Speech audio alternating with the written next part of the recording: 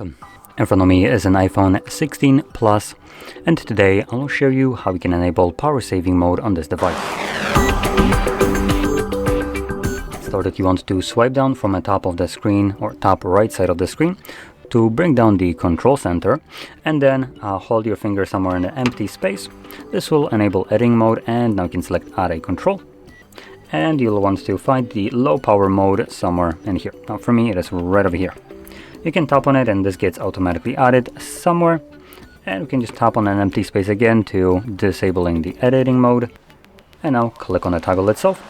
It gives you a pop-up, low power mode, a mail fetching, background app refresh, automatic downloads, and some visual effects are reduced or disabled in low power mode.